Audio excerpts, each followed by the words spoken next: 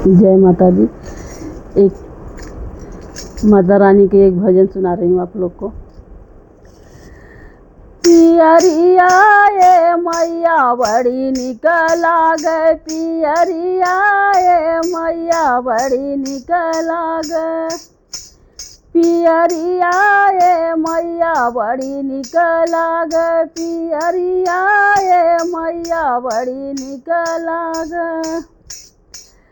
टीका निकल गए मैया बिंदिया निकल गए, टीका निकल गए मैया बिंदिया निकल गए, सेनुरवा ये मैया बड़ा निकल गए, सेनुरवा ये मैया बड़ा निकल गए, पियरिया ये मैया बड़ा निकल गए, पियरिया ये मैया बड़ा निकल गए,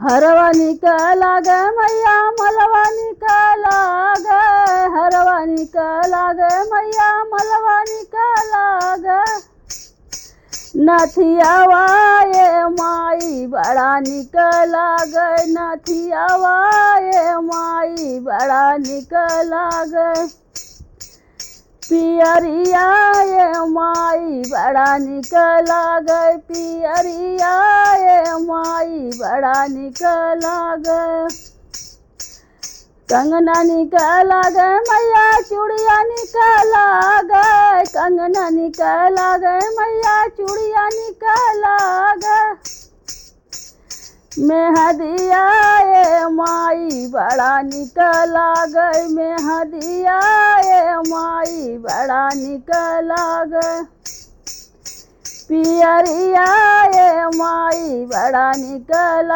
गए, पियरिया ये माई बड़ा निकल गए। जय माता दी।